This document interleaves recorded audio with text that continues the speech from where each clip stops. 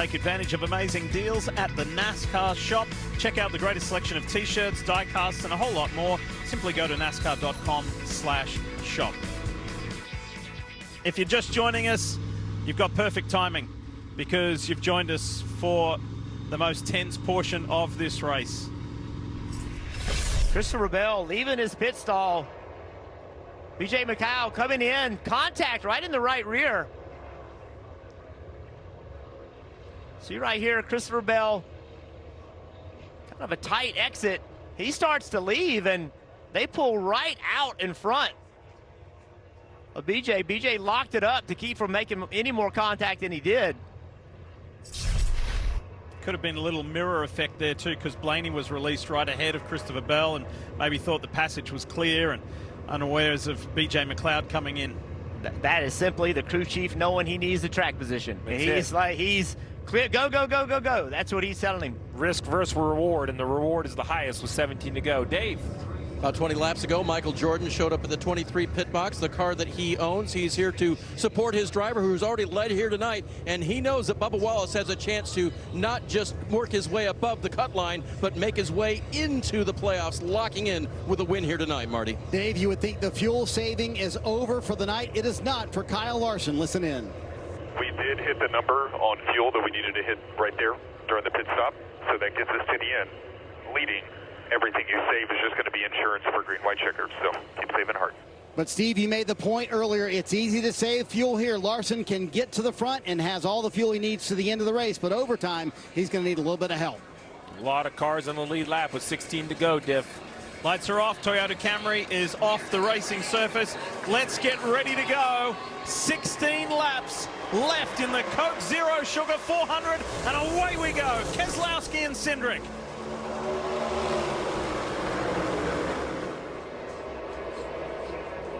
All the shoving, all the pushing that we've seen so far is going to be nothing compared to what we're going to see in the next 16 laps. Riding with Joey Logano. Michael McDowell up ahead. He's led 25 laps tonight. Second only to the man who is following him.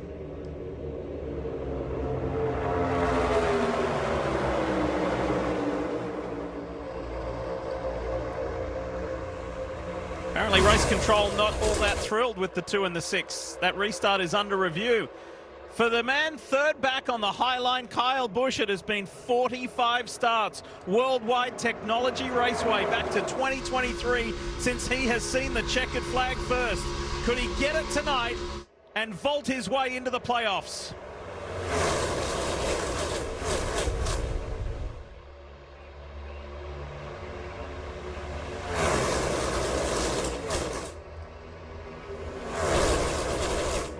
There's a penalty to Brad Keselowski. The night has gone away from the RFK man. Now remember the rule. The control car, he has to leave first in the restart zone. The 2, he was the leader of the race, so he has to launch first. Brad Keselowski clearly gets the launch. So the 2's controlling the race. Once he gets past the first line, Jeff, he has the option to fire.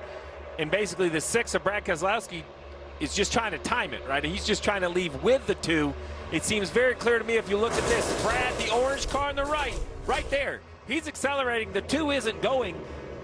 I mean, it looks pretty clear that the 6 accelerates first. Yeah, and the 2 has from the time he gets into that box to that last line to go. Let's hear what they have to say. I definitely went after him. He got hit by the 5 and spun the tires. Yep, they're going to, hopefully they look at that. So the defense is that, hey, it looks like I'm accelerating because I am, but that doesn't mean that the 2 isn't on the gas. See, right. Brad can hear that. He hears the 2 accelerate, so he goes. He's claiming the 5 hits him, spins the rear tires. Up for NASCAR to decide. Inside the final 13 laps. Austin Cindric at the head of the pack. Larson in search of his first win here and first top 5 is well positioned in second, and Michael McDowell in that 34 on the low line He wants another win here at the World Center of Racing to put himself in the playoffs. 6 hand out the window. I think he's decided now he has the service penalty. He does. He moves left. Now it's racing at the front.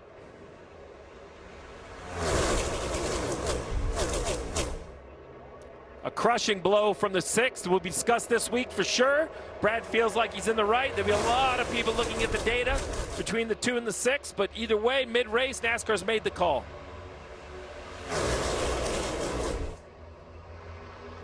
The man who started from the pole position and led an all front row motorsports front row sweep. Mcdowell is on that low line. He's getting pushed by Logano and gets that 34 front row car in front. We talked about the pushers are going to get more aggressive. And we saw it right there. Look at this outside lane. Josh Berry's trying to get it working. He's got a lot of cars with him. Got some help from Alex Bowman and Justin Haley and Chris Buescher. There might be life in that top line. Big run right there. That middle lane got checked up. They had to lift for just a moment, maybe some contact.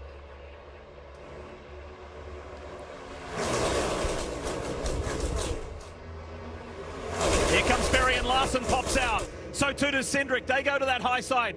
Kyle Larson goes back to the middle ahead of Kyle Busch.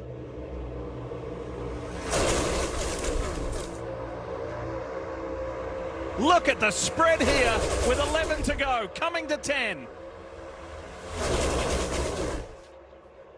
So now 3 wide. If you're in row 2, row 3, what do?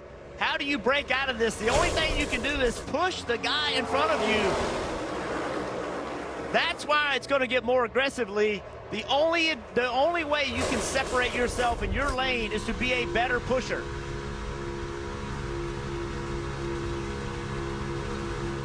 And in this very camera shot, you're looking at 3 guys across there that are all trying to race their way into the playoffs. And Mcdowell can actually be dragging his brake a little bit right here to stay latched up to the 22. See the fire come out of the 22 pipes? He lifted getting into the corner to make sure he didn't spin him out. Tyler Reddick is tucked in the middle there in that aqua-colored car, that Money Lion Toyota, right behind his teammate Bubba Wallace. Wallace now 18 behind on the playoff points standings. Can he push his way further forward over these closing 8 laps coming up? Oh, they got together in 3. Whoa! McDowell goes up high. Larson is in it. Reddick's in it. Logano, Wallace, Haley. That all started in turn 3. Cindric tried to lift to prevent it from happening, but he did not lift quick enough.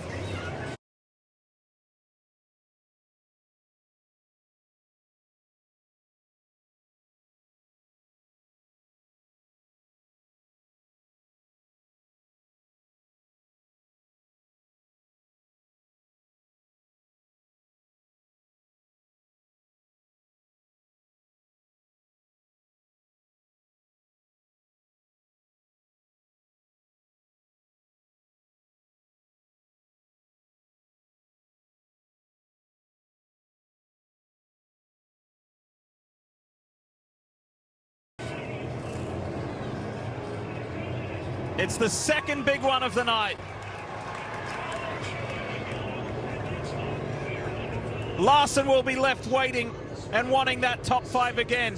McDowell went for a wild ride. Let's have a listen to his radio. That was uncalled for. Well, super uncalled for. Yeah, I don't get it at all. Well, we talked about it. It's 9 to go.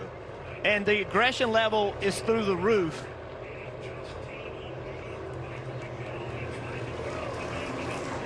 Joey Logano, who led 34 laps tonight, his Coke Zero Sugar 400 is over. Watch right here. Watch the 2 car.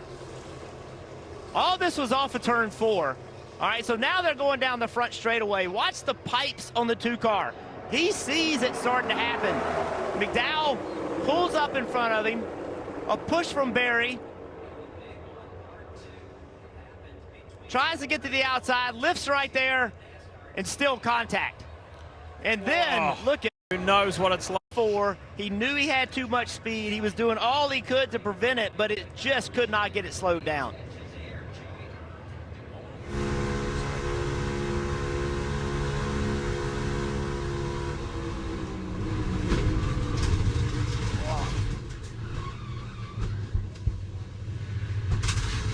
See the additional aerodynamic devices that were applied on the cars this week to prevent the cars from getting in the air.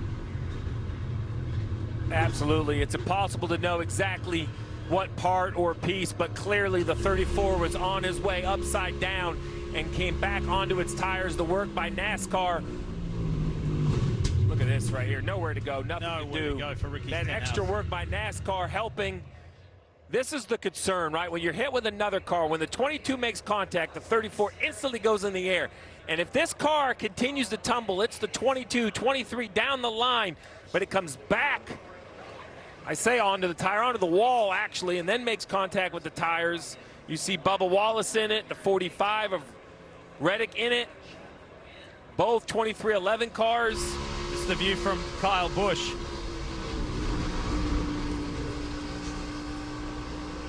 One of the worst wrecks I've ever seen.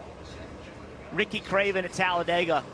Spun, car got in the air, and he went into the catch fence. This car of McDowell's comes back down and gets into the wall. And there are cars involved, drivers involved there that have had terrific nights. But it is over. And look at how fortunate Michael McDowell was. Here's the view from Chris Buescher.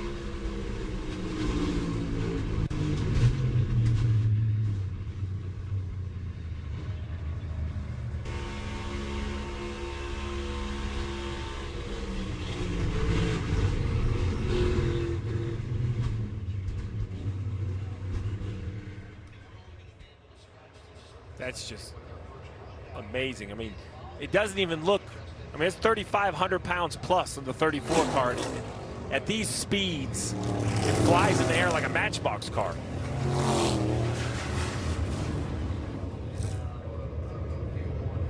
It doesn't get any less graphic, does it? No, it does not. And again, Cindric gets into the back of the 34 and starts all this, but when you see the fire out of the pipes, that's him lifting out of the throttle. And he knew he was trying to prevent it, but he just had too much speed and didn't lift soon enough. There's about 14 cars involved in this second big one here tonight. And for some drivers, maybe just maybe that moment, their playoff chances evaporated. Bubba Wallace was in it. He's come back to pit road. Had the 2311 crew check it, do some minor repairs, and away they go. For Michael McDowell, the night's over.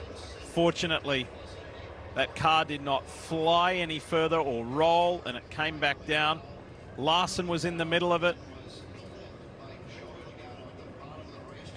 Well, we talked about the safety innovations of this car and exactly all the work NASCAR's done to keep the car on the ground. Well, let's take a look at our Toyota virtual car, and we'll kind of go through the pieces and parts.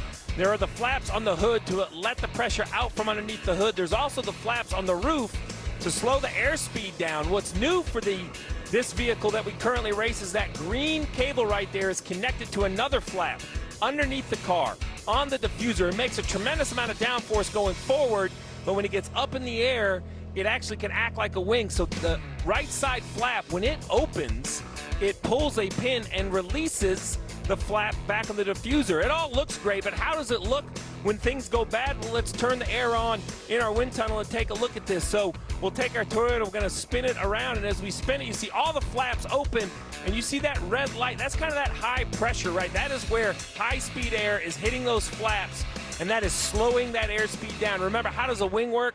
The air over the top of the wing is faster than the air underneath, and it lifts up. Well, check this out right here. The 34 looks good. He's on the ground. It's the contact from the 22 right there. The flaps open like you would expect to keep it pinned on the ground. The concern is the additional contact. Watch this 22. Sends this car into the air. But right here, the roof flap is open. That's slowing the air down on the roof of this car just enough to change the momentum from up to down. And you have to wonder about that new right side window rail that goes down that whole right side A-post, making that roof flap even more efficient, a 15 to 20% improvement. It's impossible to know what it would be without it.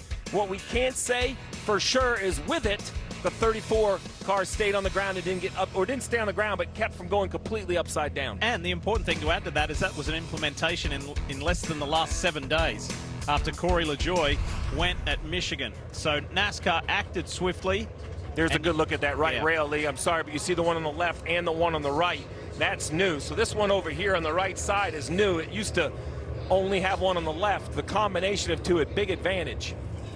And when I talked to NASCAR, they said it's that long sideways slide that lets a car go up. If they spin quick, the kind of air doesn't have a chance to lift the car, but that long sideways slide, almost exactly like the 34 was doing.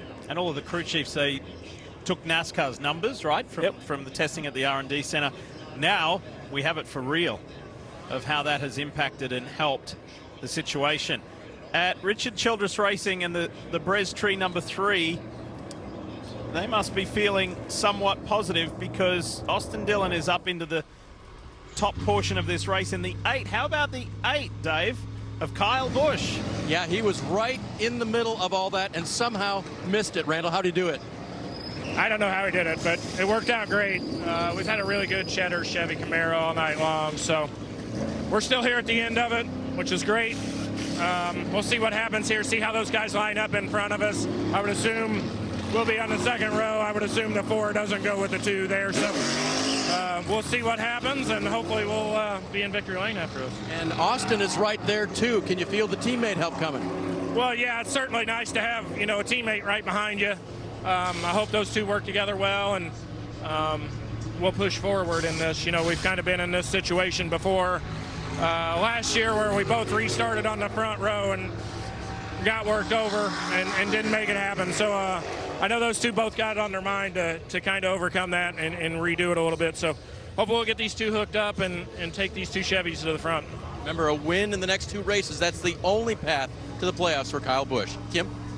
And Dave, Austin Dillon, like we mentioned, within striking distance of another win, a much-needed win to get into the playoffs. It's been a busy week. Earlier this week, the NASCAR-appointed appeals panel ruled against Austin Dillon and his team for that penalty from Richmond. I talked to crew chief Justin Alexander. He said the appeal is a huge distraction, but a necessary evil. It took 80% of the time he would have been focused on prepping for this race weekend, dedicated to that appeal. They'll do a final appeal on Monday. I asked him, what would it mean to win here tonight, knowing how good Austin is at drafting? And he said, tonight, a win would be a mic drop for this team after everything they've been through after the last couple of weeks. It's a great way to put it. A mic drop moment. Could it happen for Austin Dillon? Let's join our Hall of Famers. Dale Jarrett, Jimmy Johnson. Guys, put the helmets back on. Put yourself in this situation. What are you expecting over these closing laps? Jimmy, I can't imagine there's going to be much less pushing and shoving going on here in these last laps. No, it's only going to, the intensity is only going to ramp up. If I'm sitting in the seat, did we put enough fuel in the car? Yeah. We know there's going to be another caution. So it's how many more cautions, how many more laps, and then which lane do you need to be in trying to create that opportunity going down the back straightaway. Yeah, and when you look up here inside the top 10, you've got drivers that are looking to get that win to secure their spot in the playoffs. I mean, look at it. Josh Berry, Kyle Busch is there. Harrison Burton is there. Todd Gilliland. Eric Jones. Eric Jones. I knew you were going to get to him, so he's done a great job. Yeah, he's doing a great job. This is going to be a really exciting finish. Okay, Doc. So this is when a driver knows that he is going to have to do things, Lee, that make him exceptionally uncomfortable. He's going to have to put his competitors in positions that they don't want him to be put in, and it's just what's required. And every driver knows, and any driver that's ever been in this race knows, that these next 3 laps are as intense as it gets.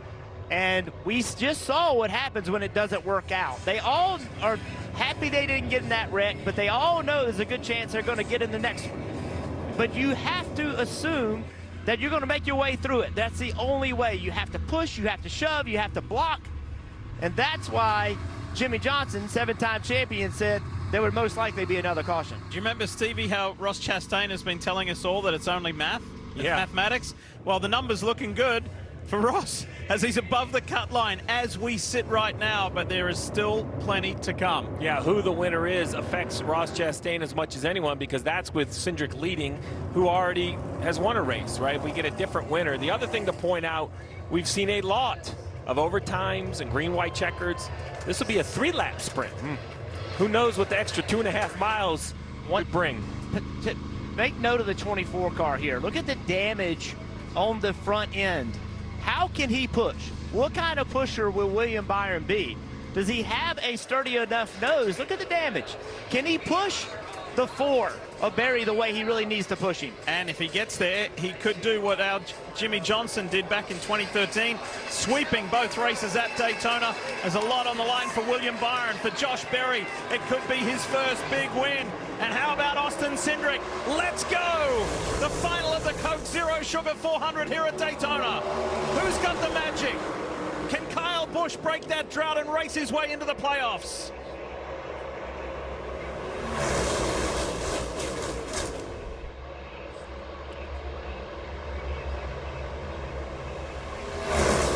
Big run coming from the outside right here. That third row back, they left some space, and now down the back straightaway, now they've caught it up. Big push. Look at that 4 of Josh Berry. It has been a wonderful night. And he and his teammates qualified brilliantly yesterday, all in the top 6 positions. And he's in with a chance to win at Daytona. But look at the eagerness of Kyle Busch on the inside in the 8 in the Cheddar's car. Harrison Burton for Wood Brothers. If he can do it, that'd be the legendary organization's 100th win. That'd be a magical night. Who's going to try to make it 3 wide? Whoa! Whoa! Berry's gone, and he goes up and over. Huge hit for Josh Berry.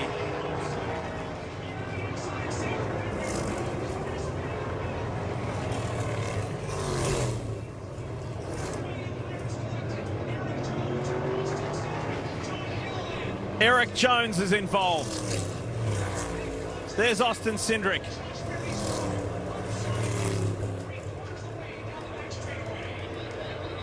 That was wild.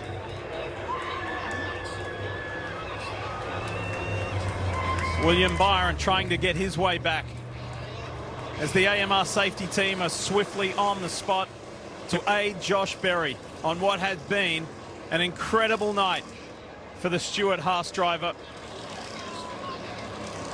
up until the second to last lap.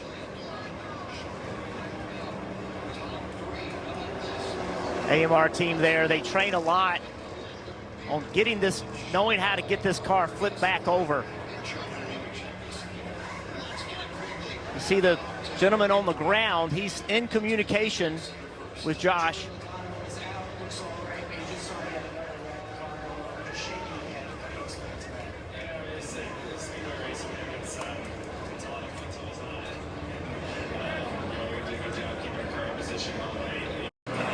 That these traveling safety workers have a whole system of straps and how they connect to the car to kind of roll the car over.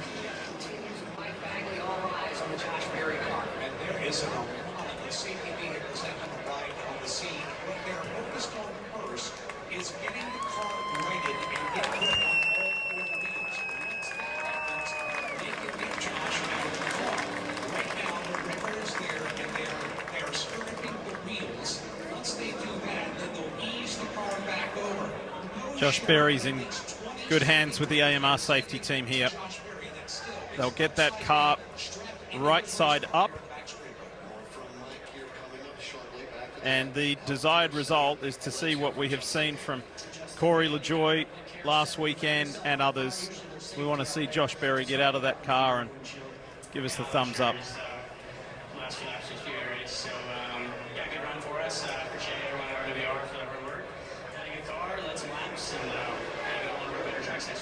What do you take away from something like this? When you were out there, you were leading laps, you're leading the field. Yeah, it's just fuel strategy and pit stops and stuff. I mean, we just got lucky to flip one of the stages there, and we're able to get up front. So, yeah, good run. Justin Haley out of the care center tonight. And top right, Justin Haley, a lot to be proud of. Led 21 laps tonight, did Justin Haley for Rick Ware Racing. Third on the lap leaders count there. Joey Logano has led the most. He's out of the race. Michael McDowell second most. He's out of the race. Justin Haley third most laps. There we go. Now the AMR safety team content. And there's Josh. There we go. There's the thumbs up. That was a scary wreck.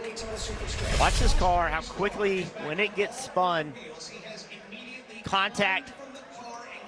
The two was getting pushed, and as soon as that car was pushing him, got turned around and went. This is what scared me, because Josh is hanging on his belts. He's not in his seat. He's hanging on his belts and has that frontal impact. Everything that went right for the 34 to set his car back on the wheels didn't go right for Josh Berry. And I'm with you, Jeff. The flip is the first concern, but then the hit into the wall when gravity is pulling you out of the seat is just different. Multi-point harness is trying to hold your hips and your lower body tight into that seat.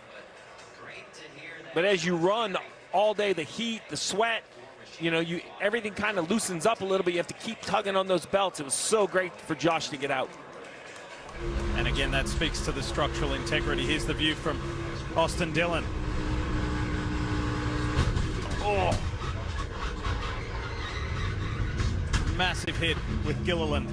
Austin thought he was going to miss it, and then Gilliland came from nowhere. See, here's the push from behind, and then it moved the two car up. And again, pushing gone wrong. What a violent hit. See right there, there's the push. They all stacked up, the 8, the 20.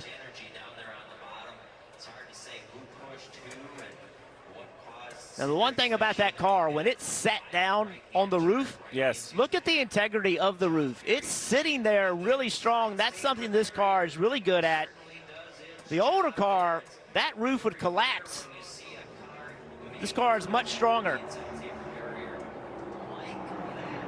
This is two weeks in a row, Steve, with cars in the air. Yeah, a change was made. Obviously, more work to be done. At these speeds, the cars, here we go. This is on board with Barry. Have a listen.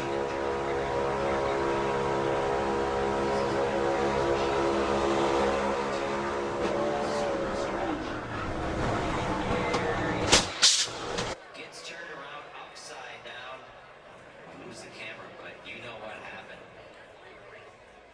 Driver out of Hendersonville, Tennessee. And boy, he took a ride.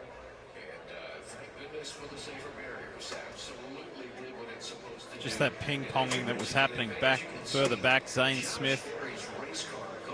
This is, we talk about it all the time. These late race restarts, they're just wild. And you know that it's a great chance you're going to be in a wreck. Jimmy Johnson called it. He said there's going to be another caution because he's been in them. I've been in them. Dale Jarrett's been in them. It's almost expected. You almost are like, I know I'm going to be in a wreck. For two cars in particular at the front, one of them being the 8, the other the 21 of Harrison Burton, the path opened up. Watch this. And there's the Dex imaging machine of the Wood Brothers 21. So the 8 and the 21 got clear passage. Watch this. Straight through. Christopher Bell, also lucky. Todd Gilliland was not. Parker Retzlaff got through. He had an open passage as well after a tough night last night in the Xfinity race. He may just get an amazing result here in this Cup race. You mentioned Corey LaJoie last week. This role is so eerily similar. This is a little different because the 2 is still making contact to the 4, but almost the exact same, turn. It looks the same, right? Car turns left, slides for a bit, as I was saying, this car slides up. When it starts to slide sideways for a long time, that's when it's most susceptible. And obviously, even with the updates, more work to be done as the 4 lifts off. Look at how the noses collapse. It was a massive frontal impact. So massive. Such a great work by the safety team, flipping that car over. Had to feel like forever, sitting in there upside down, but then Josh getting out instantly, giving us that thumbs up we'd all been hoping for. All right, drivers have been told to fire the engines. Let's get ready to finish this Coke Zero Sugar 400 off.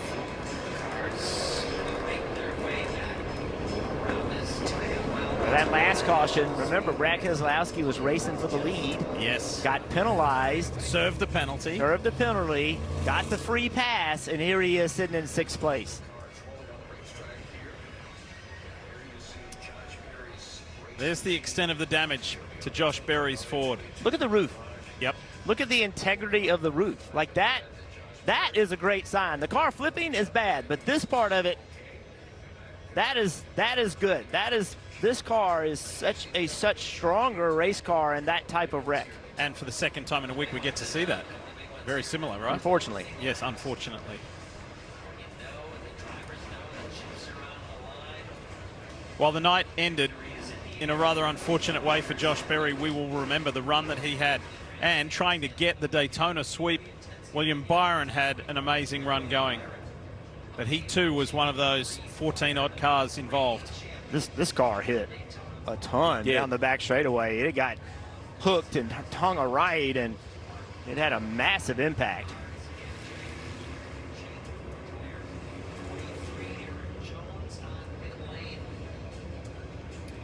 So while all of that was going on, I'm going to take you back to a moment in time when Parker Kligerman caught up with Joey Logano. Catch up with Joey Logano, who's checked and released from the infield care center. Joey, you actually had Michael come across your nose there in that instant down in turn 1. What happened from what you could see? Yeah, it's hard to say exactly how it started. I'm assuming he got pushed into the corner and just came across right in front of me, and there's just nothing you can do. It's the end of a speedway race, and you try to position yourself the best place you can, but the wreck always starts in the lead, and you just saw another one there with Josh Berry, which I hope he's okay. I think he's okay. But got to figure out how to keep the cars on the ground. We're not doing too good at that part, so hopefully we can figure out how to do that better. But overall, proud of the effort of Team Penske here today. I think our teamwork was incredible. Our cars were really, really fast. Unfortunately, all 3 of them are tore up at this point. So, it's just speedway racing. You can bring the heat and do as best you can, and you still get caught up and stuff. So that part's frustrating, but overall, a stage win, that's good, and almost a second stage win there in the first stage. So proud of the effort, proud of the speed. Just here I am again at the infield care center. And again, that was a little earlier. Thanks to Joey for speaking with Parker and updating us. So trying to take the positives away for a night that ended prematurely. Yeah, so now think about the opportunities at the front of this field. We've talked about Kyle Busch. It has been a tough year. He has won.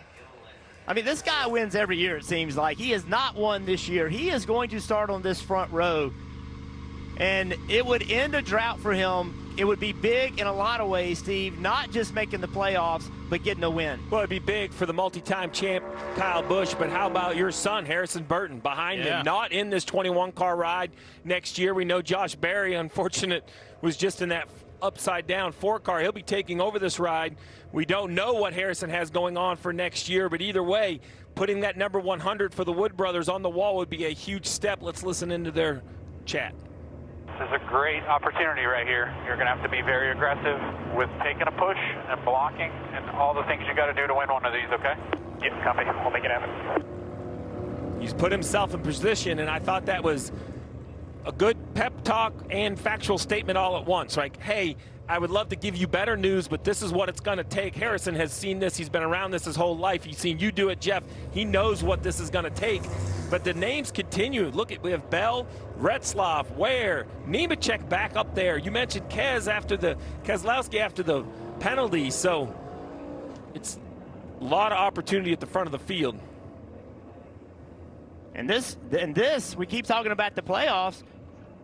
we keep talking about the playoffs, and what we've always looked at is not with a surprise winner, but if you get Kyle Busch to win this race tonight, if you get Harrison Burton to win this race, if you get Nemechek to win this race, it completely shakes it up. And that is not at all what all those guys on the cut line want to see. And I think this is super interesting for Kyle and Harrison, for the people that are behind them. Right, so Christopher Bell has been up here a lot. Now, Parker Retzlaff does this on Saturdays in the Xfinity Series, so he has some experience. John Hunter's obviously been in all 3 series and found success. Cody Ware, but it's just guys maybe you're not used to getting these pushes from at the end of these races. But those guys on the front row and the bottom, they were teammates. Those guys worked for years as teammates. Parker. Catching up with Josh Berry here, who's just checked and released from the infield care center. First of all, are you okay? And what a scary ride that was down the backstretch. Yeah, I'm all good. Actually, probably wasn't as bad as it looked. But, man, I'm bummed because we had a hell of a night going. Just such a great job by Rodney and this whole 4 team. Car was so strong. I mean, we were in position. Man, I'm really proud of the job I did tonight. Really proud of the job the whole team did, man, because we were in contention, and, you know, that could have been our day, but didn't work out. Just want to thank everybody at Stewart Haas Racing and Ford and NASCAR for building safe race cars. Eero for coming on board tonight. Man, it's disappointing, but whether we'd have won or flipped, we're going to go to work Monday and try to win next week. What a great sight being able to talk to Josh, guys. Indeed, and although it didn't end the way he wanted, it was a phenomenal night. That 4 was at the front. All right, so these names you see on the screen have not been involved in one of the multiple wrecks tonight. That's the easier list to create. Exactly. So you said it, Steve. Who is going to be the best pusher? There's no question that Christopher Bell, Kyle Busch, they know how to work together. Parker Retzlaff, he just doesn't run the Cup Series that often. What kind of pusher is he going to be? 23-year-old Harrison Burton on the left of your screen, up against the 2-time champion, 63-time winner in Cup Series competition, Kyle Busch. We go into overtime, presented by Credit One Bank. Let's go. Is it going to be somebody with a win already this season, or is it going to be a fresh winner race their way into the playoffs? Kyle Busch leads the way. He has not won since 2023 and is desperate for a win. He's coming off one of his best results of the season last weekend in Michigan, but he's being pushed by Christopher Bell.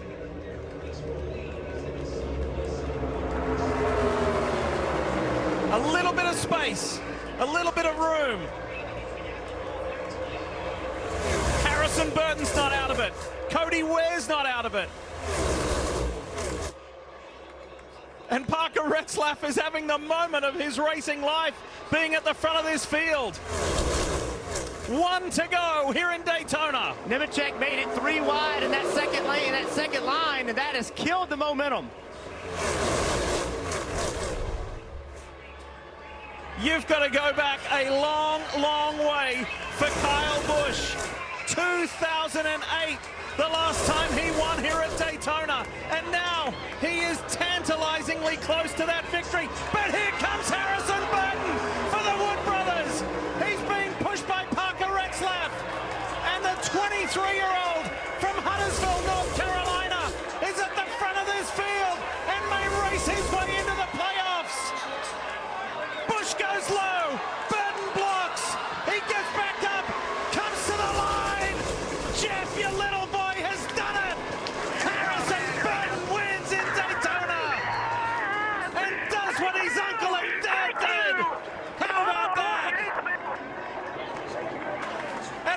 When he doesn't have a ride in Cup next year, he wins at the World Center of Racing.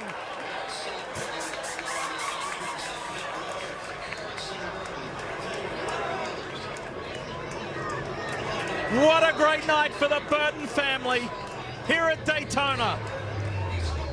What do you say, Dad? Hell, I can't talk. Nor can your wife. What a magical moment. It's the Wood Brothers 100th win. It's Harrison Burton's first in Cup. And he's going to the playoffs. What a drive. What a push. He found a way. The momentum wasn't there on lap 1. He found it. He forced help. Such a great job.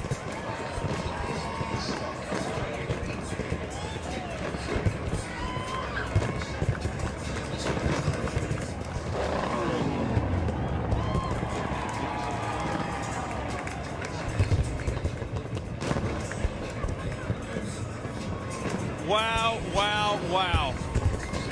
What a finish.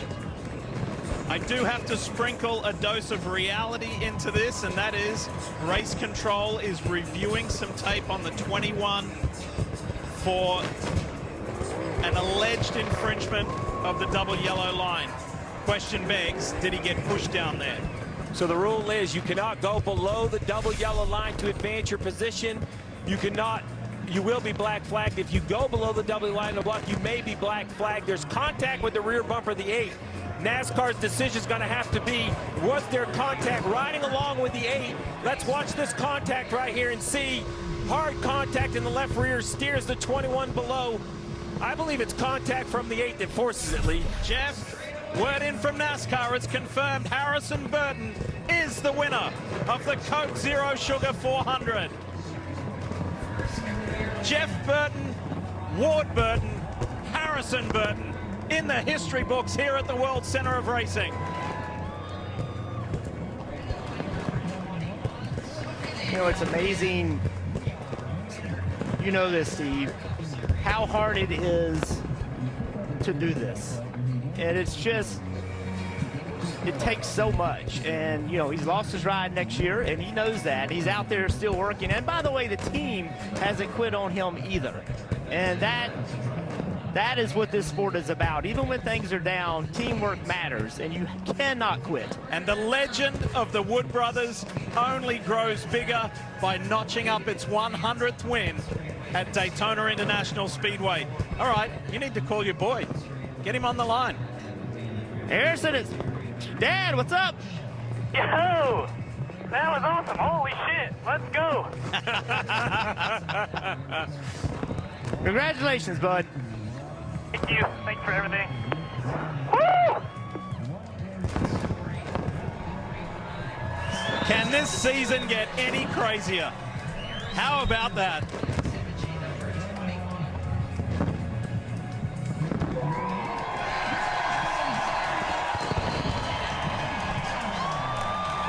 Get out of here, Jeff. Go be with your son and Kim and celebrate. What a beautiful night.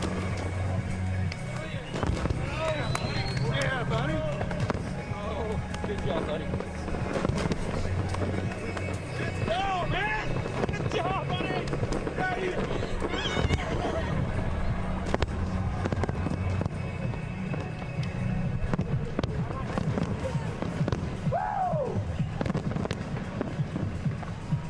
I think it says a lot about the young man when he will not be in the 21 car next year, that this entire team comes out to congratulate him. Mom Kim just behind us with tears in her eyes. Not only the 100th win for the Wood brothers, #1 for you, Harrison Burton. Welcome to the playoffs. For you personally, what does this mean? I don't know. I cried the whole victory lap. Obviously, got fired from this job, and I wanted to do everything for the Wood brothers that I could. They've given me an amazing opportunity in life, and to get them 100 on my way out is amazing. We're in the playoffs now. Let's go to Darlington and see what happens. So I want to talk to you about this team who could have easily given up once the ride changed and they knew Josh Berry was getting in this car, but they never gave up on you. What was the point of how they were able to rally around you? It's amazing.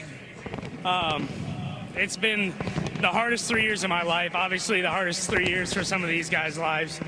And to win the way that we just did, to beat the best in the business, Kyle Busch across the line, it's pretty fantastic. So I made a bet with Jeremy, my crew chief, that if we won, we're staying here and driving home. So we'll be at a bar somewhere. Come find us, and we're going to celebrate this one. Who are we going to have to calm down more, your mom or your dad?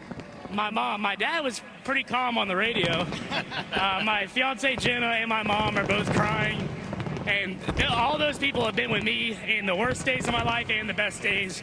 And good to get Dex Imaging and Victory Lane and get them another best day. It is a terrific day for the Wood brothers, but Lee, I think you said it best. What a night for the Burton family. Harrison Burton now in the playoffs with a win at Daytona. It just adds to what has been an amazing 2024 NASCAR Cup Series season. It just gets even more and more intriguing. And at a moment where Harrison Burton was uncertain about the future, there's one thing he is definite about. He's a NASCAR Cup Series winner. He's won on the biggest stage here at Daytona, and you'll see him race in the Cup Series playoffs. Two famous racing family names, the Wood brothers and the Burton family, victorious at Daytona. A highly dramatic finish caps off an eventful race. And Kim Burton just watched her little boy become victorious. We did it there, and that's a father's right to celebrate. Jeff in the middle of Steve and myself watching Harrison Burton become NASCAR's latest winner.